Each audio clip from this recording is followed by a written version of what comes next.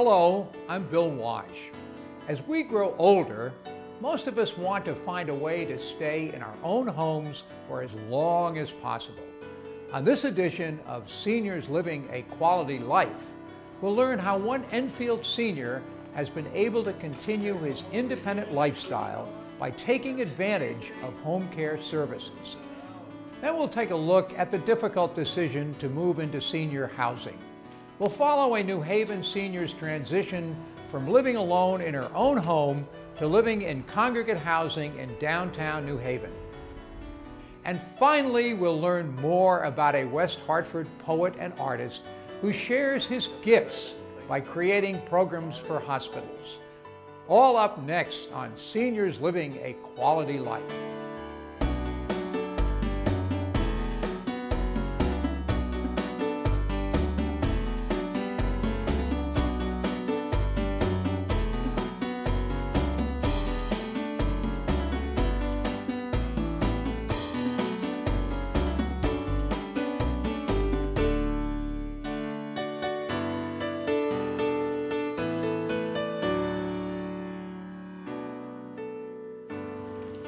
When I lost a wife back in '94, the 7 kids were there and they all offered me a place to go and live with them. So I thought I was very fortunate. But you chose to stay at home. You wanted to be here. Well, I wanted to be free. I like my liberty. I mean, I miss the wife, but I see the kids often enough and they take me out often enough, so I've got a good life. I think if you look at certainly people's wishes, most of us would rather remain in our own homes, and if we need care, would prefer having in-home services in our own environment. We have a wonderful home care program in our state, the Connecticut Home Care Program for Elders, that really focus upon how is it that we can keep a person, again, as independent as they possibly can be, and ideally still in their community. The home care program is a program to offer elders 65 years or older an opportunity to have a choice between nursing home, placement, or remaining in their home with services. You got a busy day today? Well, up to now, it's been busy. Got up 6 o'clock. Mr. Turgeon receives several of our services. He has a home health aide who comes in and helps him 3 days a week. He also has a homemaker, and the homemaker assists him with housekeeping. He does have a nurse that visits him at home monthly. Hi. He also does get Meals on Wheels the days that he does not go to the day center. The program presently has 14,000 individuals. They have to qualify for the program having a certain income and asset limit. If they fit within the program criteria, we then also look at their functional need. We then refer the person to what we call an access agency. Hi, Mr. Turgeon. How are you? Good to see you. We have in the state of Connecticut 3 access agencies, and one of them is Connecticut Community Care. Good. It's nice to see you again. Well, hey, it's nice to have company, too. Our care manager would go to perform that assessment of the older adult, again, in their home, and we work with the elder and their loved ones to identify all of the strengths that that elder and their informal supporters, their family and their friends, bring to their situation. And our role is to, if you will, fill in the gaps. Does she ever do any cooking for you? No, the cooking, I'll take care of it. Okay. I was a baker in the Navy. I can cook for You're myself. gonna do your own. That's good. We take a look at the person's financial status and whether or not they're making the best use of what are their fairly limited resources. We thoroughly review their social status, their isolation. We are very concerned with the person's physical health. So the assessment is a very comprehensive process. Would you say that the help you have right now, would you feel that you need more help, or do you think it's just right? No, I'm satisfied the way it is right now. Okay, all right. After the assessment is completed and the older adult and the care manager have identified appropriate services, our care manager then works with our provider network, contacts appropriate agencies to provide the care, sets up a schedule with the agency, and then we initiate the services. And how is everything going at the daycare that you're going to? Well, you know, I liked the day center. He really gets a lot out of the opportunity to socialize, especially with other men. They have pretty much developed an informal men's group. You guys could go into business with Home Better. Depot. We're getting young all over again. There you go. I get the exercise, which I don't get at home. And just the exercise for me is worth it. But I get much more than that. When they changed me over to the program, they did me a favor. Before, I had to rely on my daughter or my son, and they had to take time off to take me. But this way, I don't have to worry about that anymore. We find with our clients, home is very important. Home is where everybody wants to be. I could say that it's almost a perfect program for me. That's what I mean. I'm peace of mind all the time. Connecticut Community Care has two distinct programs, and the first is the Connecticut Home Care Program. And then we have another program which we call Care Management Associates. The goal of Care Management Associates is to provide the same type of care management that we provide to elders under the state program, but to provide that on a private basis. Hey, John. How are you? Good. How are you? Good. John's daughter called 2 years ago to request our assistance for her father, who had been in a nursing facility. The facility felt that he would benefit from long-term care placement. Our care manager, Rada, went out and did the comprehensive assessment with John. With Mr. Rosing, it was interesting. He did have funds, so he was not eligible for the Connecticut Home Care Program. His daughter was struggling with trying to find a way to get him home. She felt that he deserved that and he wanted to go home. So she called our agency and asked for us to help him get out of the nursing home and have home care services. Well, what I wanted was to get back here because this place was waiting. That was the idea, to get out of there and get back here, because there was nothing more that I could do in the nursing home. And I went to the nursing home and I reviewed the records and I talked with him and his daughter, and then I talked with all of the different agencies in order to make that decision about whether it really was appropriate for him to go home. She came to the nursing home and we had a long talk, and so she just helped a great deal by steering in the right direction, you know. She worked as a very strong advocate for him because she felt that with the right services, John would do fine back in his home in elderly housing. The elderly housing was initially concerned about accepting John back as a resident in their facility. And it was between the negotiation with the extended care facility and the housing authority that Rada came up with a plan that was acceptable to both.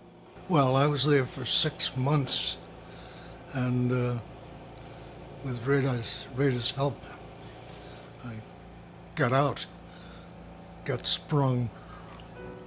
Now, this all occurred 2 years ago, and I'm happy to report, since Rada became involved, John is home. He lives independently.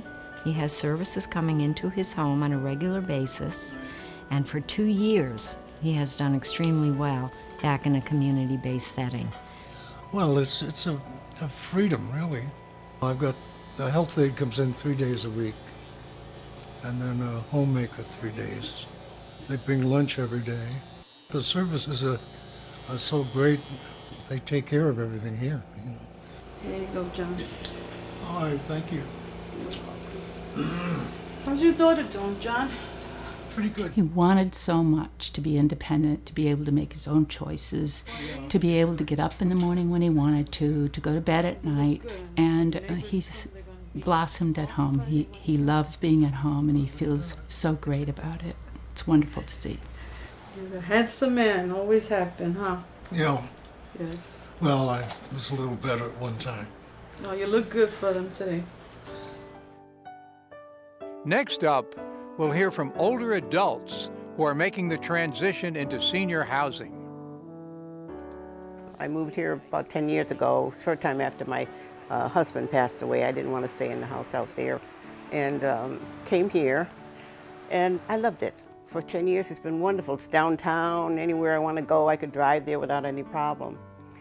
Then my finances got cut a bit, and my bills began to pile up. And it was harder for her to get around now. So, standing and cooking and making meals became more difficult. You do feel like there's just not enough hours in the day to take care of what you need to take care of, and to also take care of your parent who's taking care of you all your life. Do you want it high or low? No, just the way it is. Fine. Well, Sandy came and talked about it. I said, senior housing, independent soul like me? No way, says I to myself. I didn't say that to her, but I felt that way. As days go on and bills kept piling up, I said, no, wait a minute, maybe I could do something. And then I began to change my mind a little bit about it, because I said, this isn't fair to Sandy and Donna, to put them through this if you're not going to do something yourself to help. So I decided to listen to Sandy. She started talking about not senior housing. What did you call it, Sandy? I can't remember. Well, it was independent assisted living. Yeah, that's it. That's it. I said, that means I could still be independent if I want independent. That's exactly what you said. And Sandy said, we'll go over and we'll look at it. So we went over and I was interviewed and we looked at the room and I said, this is it. This is it. Yes. The word senior disappeared. We try very hard here at the Towers to make the transition from the resident's home to the Towers as easy as possible. From the point where they've come in from the initial tour and showing them the different styles of the apartments and the different activities. So when they come here, it is a smooth transition. So, we were able to find something that fit Mom perfectly, where she was able to keep her independence, be able to socialize, because one of my concerns was, now that she isn't working anymore, that she would be able to be in a place where she'd be able to interact with people, still do things socially, and not be isolated alone in an apartment. Here we are. This is your new apartment. Let's see, you got the closets. Your bathroom's to the left. My goodness, look at these. And look at your view. I love the view. Oh, refrigerator's in. Yeah, they have a refrigerator. Oh, how wonderful. And here's your Look view. at this. Yeah, look at this view. I think she's going to have an easier transition than a lot of people, because she seemed genuinely excited about her apartment, and her family is going to be involved with her and help her. I loved my apartment there on Willow Street. It was just wonderful. But once we got this place set up and I started to go different places here, I never felt so good. It was something that I can't put into words. As I said to Sandy the other day, I cannot put into words how great I felt. Thank you very much. In the evening, I don't have to cook for supper. Go downstairs, and I have the greatest time down there with those people, and everybody knows you by name. And everywhere I go is, hi, Mabel, how you doing today? Oh, you're doing much better. Oh, it's wonderful, wonderful. What are you going to do this afternoon? Do you have to? Yeah, I'm going to see Bill Cook this afternoon. Bill and Marilyn Simon, I think, are fairly typical. They went through a long process of making a decision to move, probably over a couple of years, where they visited other retirement communities. And it's very much an emotional process. When people first come to see me, the very first thing they'll say to me is, I'm not ready. And because they're afraid. And they're afraid that this is going to be institutional, and I think most people are afraid of change. I think perhaps men are more apt to be frightened of the move. My best friend bought my snowblower. You hated snowblowers all your life and said, I've got to use the snowblower on the snow. But now you're selling it, and you're saying, there goes my snowblower. Well, we went from a 7-room house to a 2-bedroom apartment. There were a lot of things we had to get rid of. And leaving a home that we'd been in for 50 years, And our children, we had all the memories of all our children growing up there. But I thought life goes on and things had to change. Would you like to take a shot? Sure. Well, we've been living here about 13 months now, and several things prompted it. I think health issues for one. On a couple of occasions, calling sons to come in the middle of the night to accompany us to the hospitals. And we didn't want to make a habit of that. I think that was a consideration. Also, I think, Marilyn, the neighborhood changed. Yeah, it was pretty lonesome for me. All of my friends had moved away, far away. So there was nobody around, and it just was very lonesome for me. I think she blossomed out more since we've been here. Any who knew her before we came have commented, what a difference in Marilyn. I never realized it. I hated leaving my home, but I thought to myself, I think things are going to be better. And it has been. It truly has been. I've managed to become involved in the craft room, and we have a little store, a village store. I work there one day a week. We have a billiards room within the facility, and we have a billiards league. We all enjoy it very much. We giggle and we laugh. Oh, look how much you got done already. Oh, but they're big pieces. Oh, they are not. Look at all this over here. We have a puzzle table. It's situated in such a spot that everybody goes by it. And when we first came, I thought, boy, this is a way for me to meet lots of people.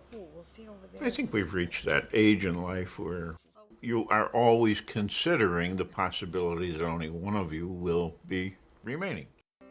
And at that time, I think just the safety, the friendship, the belonging means an awful lot. So I think probably that's the most important part. Yeah, I think you're right. Yes, absolutely. The transitions to a nursing home certainly is a very stressful time. 98% of the people coming to us are coming from an acute hospital setting. Sue, are we having any admissions today? We are having 2. 2? Yeah. So something has happened in their lives to put them in a position where they need the extra medical care. They also have to make that decision, whether or not they're going to stay in a long-term care. And that's a very difficult thing to do, to think that you're now going to be giving up your independence, your ability to have your neighbors and friends around you that you've known for many years. Hi, Mary. How are you? How are you doing today? Oh, it's so good to see you. I miss you. I did too. This is Madison. You want to hold her? Yeah, please. I'm 84. I lived in Plainfield, Connecticut, and we had a house there. We lived there about 60 years. So I moved here after that. My husband died about 6 years ago, and my son brought me here so he could take care of me. I got this arthritis in my leg and everything, and he wanted to have me closer to him. I have 5 children, and he's the oldest. He picked a very nice place. It's really a very nice place. Many times it's the resident themselves realizing that, I just can't do it by myself at home anymore. The burden is taken off them, that there is a place that they can go, and that they do know that their needs are going to be met in a nursing home. I didn't like it at first. I just missed my family. I missed everything about it, but I'm getting used to it now. Even now it's kind of hard at times, but I get used to it now. I don't want to be a burden on my children. I can't really handle myself too well. This is the best place for me, I think. She likes to cook, and she joins a cooking group. She's always one of our residents to volunteer whenever we have a community activity. She enjoys being with the children every chance she possibly can. Oh, I like all the activities they have, which is nice too. It's always the social life that I like. I like getting together with people. I guess I can get by there all right. Howard actually had a very smooth transition. He came into us from a home which is only a couple of blocks away, so he's very familiar with the neighborhood. Marguerite, I'm headed out to the lobby. Okay. Okay. He knows an awful lot of the visitors who come here. He spends a great majority of his day outside in the nice weather and in the lobby, greeting everyone coming and going. Everyone gets to know Howard. What I usually do is get over here, out of the way, and I can greet people. And we have, you'd be surprised how many visitors we have visiting the patients here. Hi there. Hi, Hen. Okay. This is my home. And I still keep coming down to therapy with Michael and all the rest of the therapists. And it's wonderful. Weekdays, I'm down here going through all these operations of the legs and also my chest, and I exercise quite a bit because otherwise you get quite a stomach on you. I'm walking with a cane now, but Michael says I will be able to walk one of these days. That's why I'm here. Next, we'll meet a West Hartford senior who is reaching out to cancer patients and others in the community through his poetry ministry. My father was one of those kids 10 years old working in a factory in the early 1900s, and he wrote poetry. And I think that's what started me in it. Just wanting to get out of me some of the things that I was feeling. Poetry is a gift, it really is, and it should be shared with people. My wife and I bought an inn in 1986, and I love poetry so much I thought we should use poetry at the inn to bring people in. And we had tons of people come in for the poetry. I see poetry now in my life as something to help other people with. I realized I had a whole collection of poems written by cancer patients. I thought, well, if I've got these poems, could I not read to cancer support groups at the hospitals? And sure enough, they were very interested in it. On their inquisitive glances, I drifted, like a leaf becalmed in a pool. I think it's important because it lets people know that other people are going through a lot of the things that they go through. A poet has the ability, in just a few words, to get that across, to touch people. I now have a poetry ministry and supply poetry to churches, chaplains, and hospice, and cancer patients. I made a mailing to about 50 of them, saying I would supply 5 poems a week, all free of charge. And I got replies, and that's how I became involved with Peter's Retreat. That's HIV positive and AIDS patients. What we're trying to do here is to come up with a collection of poems about HIV and AIDS, and then publish those poems in booklet form and distribute it through the schools so that the young people know what you're going through. Bob is the kind of volunteer that Peter's Retreat just can't get enough of. He's excited and passionate about his poetry, and he wants others to sense that, to live that as well. I want you to picture yourself sitting opposite a young person. You might not even know them, but you want to tell them, please listen to me. Well, Mr. Jacob came to us, and I said, Mr. Jacob, my writing is kind of bad, but I can put it on the tape. I never knew I can do poetry until I found out I can do it. I gave a whole lot of things up, but that poetry, it keep me going. It's so gratifying to know that I can help people. My picture of poetry is, poetry's there to help people. That's probably the most gratifying thing that I've ever done in my life, to have that contact with people. Join us next time for more insights into how seniors are living a quality life right here in Connecticut. Oh, I see. This has got the grandmother in the middle. Right. Yeah, which was in the other one. Right. This This is gives in you case that we option. switch. Yeah. Okay. Pardon me? Larry's got a question.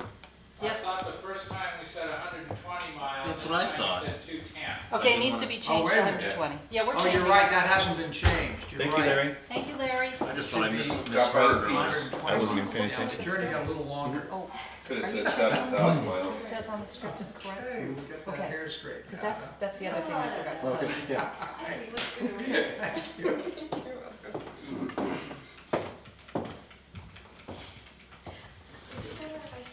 You're fine now.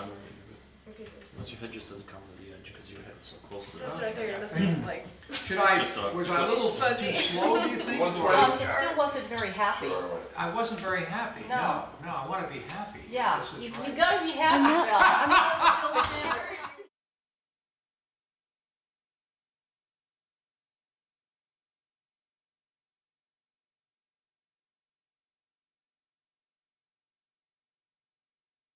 Seniors Living a Quality Life was made possible by the generous contribution of our presenting sponsor, Masonacare, with additional support from Qualidime, Kearns & Kearns of West Hartford, and the Hartford Foundation for Public Giving.